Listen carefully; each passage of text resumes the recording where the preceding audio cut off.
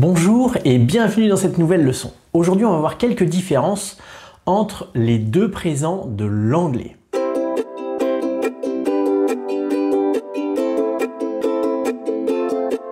Vous le savez peut-être, mais il y a en anglais deux temps du présent. Donc c'est pas comme en français où on a un seul présent, le présent simple. En anglais, il y a effectivement également le present simple et il y a un deuxième présent qu'on appelle le present continuous. Vous le verrez aussi parfois appelé present progressive, c'est-à-dire présent progressif ou présent continu.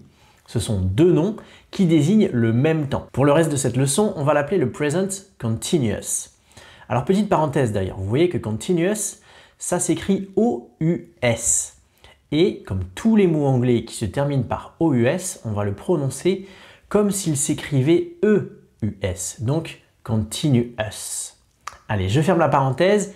Et on continue sur le thème de cette leçon. En fait, on ne va pas creuser trop loin. On a déjà une autre leçon que je vais mettre dans la description avec Sandra qui parle exactement de ce sujet-là. Mais là, je voulais répondre en fait à la question d'une élève de l'espace membre. Vous savez, l'espace membre, c'est l'endroit où on met toutes nos formations en ligne. Je vous invite d'ailleurs à le rejoindre. Vous pourrez voir des formations pour tous les niveaux. Et il y a d'autres sections, voilà, une section boîte à outils, une section qui propose aussi des conférences en direct, etc. Mais il y a aussi un endroit où on propose ce qu'on appelle la question de la semaine pour permettre aux élèves de s'entraîner à l'expression écrite. Voilà, on a une petite question et puis ils peuvent s'entraîner s'ils le souhaitent à rédiger une petite réponse, puis on vient les corriger. Et là, cette semaine-là, il s'agissait de décrire une photo. Et sur cette photo, on voyait une femme enceinte qui tenait son ventre comme ça avec ses deux mains. Et notre élève avait écrit « I can see a woman and she holds her belly with her hands ». Donc elle avait mis « et elle tient son ventre avec ses mains ». Et donc Tessa, notre prof américaine, était venue répondre, proposer une petite correction. Et voilà, c'est très bien, c'est une très bonne phrase, mais on va plutôt utiliser ici, pour dire « elle tient son ventre avec ses deux mains », on va plutôt utiliser le présent progressif. Et donc ça donnera, je vous dis la même phrase, « In this picture, I can see a woman and she is holding her belly with her hands ».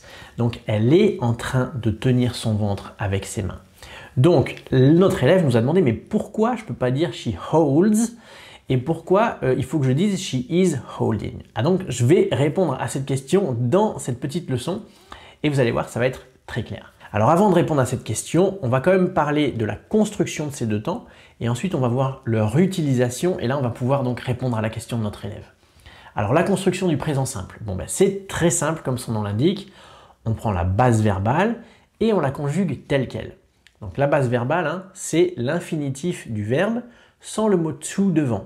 Vous savez, en anglais, quand on veut citer un verbe à l'infinitif, on va mettre to devant. Par exemple, to watch, to type, to think, etc. Là, c'est juste la base verbale, donc sans le to devant. Donc ça donne I think, you think, he or she or it thinks, we think, you think, they think. Donc c'est toujours pareil, sauf pour, vous l'avez entendu, la troisième personne du singulier où il faut rajouter un S. Et bien entendu, ce S, on le prononce. Les S s'entendent, que ce soit les S du pluriel ou les S de la troisième personne du singulier comme ici, il faut les prononcer. Donc, he or she thinks. Voilà. Donc ça vous rappelle peut-être vos années collège où les professeurs nous disaient toujours « N'oubliez pas le S à la troisième personne du singulier ». Et bien entendu, on l'oubliait presque à chaque fois. Et ben voilà, ce S à la troisième personne du singulier, il ne concerne que le présent simple. Il n'y a aucun autre temps en anglais qui est concerné par ce S à la troisième personne du singulier. Par contre, voilà, au présent simple, on le met. Pour la construction maintenant du présent continu, du present continuous. Alors, on va utiliser un auxiliaire. Et cet auxiliaire, c'est l'auxiliaire be, être. Il faut connaître la conjugaison de l'auxiliaire be au présent qui est un peu particulière. Ensuite, on ajoute la base verbale du verbe que l'on veut conjuguer avec le fameux ing. Alors, je vous fais la petite conjugaison. I am thinking, you are thinking, he or she or it is thinking, we are thinking, you are thinking, they are thinking. Donc vous avez vu, il faut connaître, donc ça donne I am, you are, he is, we are, you are, they are. Une fois qu'on connaît l'auxiliaire, il suffit de rajouter ing à la fin de la base verbale, c'est pas trop compliqué. Alors, petite parenthèse, vous allez souvent entendre non pas I am thinking, mais I'm thinking. Vous allez souvent entendre non pas you are thinking, mais you're thinking. Non pas he is thinking, mais he's thinking ou she's thinking. Et pareil avec les autres sujets, we're thinking ou they're thinking. En fait, ça, c'est la forme contractée. I am donne I'm, he is donne his. Voilà, donc H-E apostrophe S pour his. Voilà. Donc ça, c'est la forme contractée. Normalement, il ne faudrait pas la mettre à l'écrit. Normalement, ça s'utiliserait que à l'oral. Mais bien entendu, vous allez peut-être le voir de temps en temps à l'écrit également. Voilà donc pour la construction de ces deux temps. Maintenant qu'on voit à peu près à quoi ça correspond quand on les entend, on va parler de leur utilisation et vous allez comprendre la réponse à notre élève. Le présent simple, il va s'utiliser quand on décrit une habitude, quelque chose qui se répète souvent.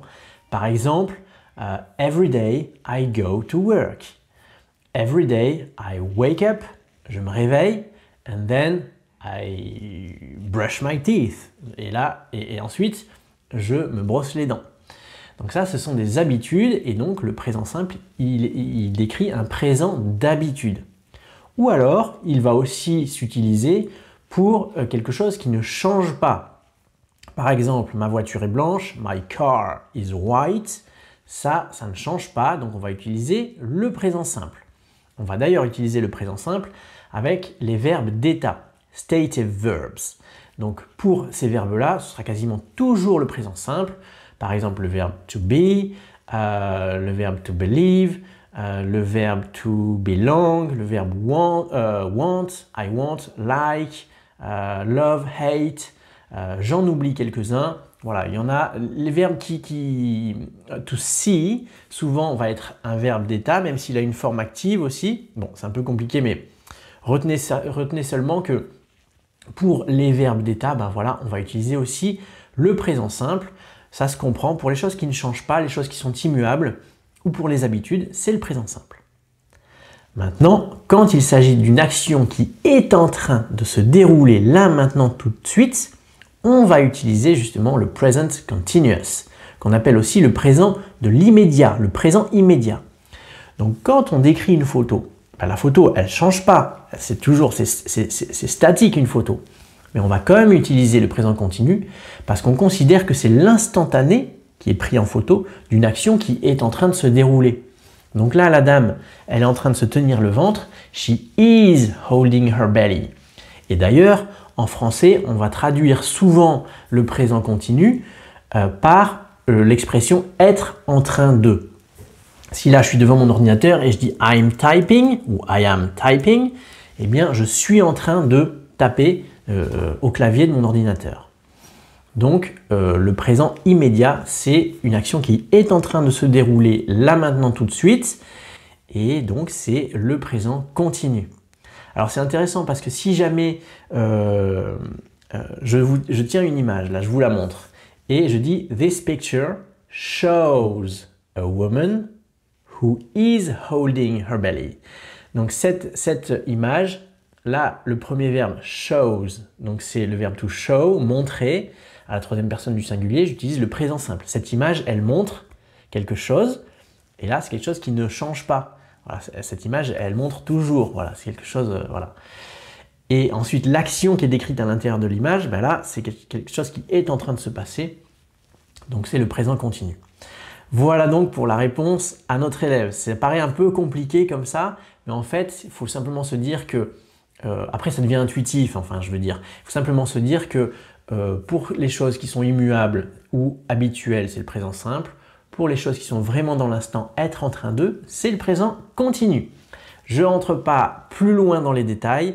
Il y a bien sûr des exceptions ou d'autres utilisations du présent simple et du présent continu. Le présent continu, par exemple, peut être utilisé pour décrire les plans qu'on fait. What are you doing tonight? Qu'est-ce que tu fais ce soir? Voilà, là, c'est du présent continu.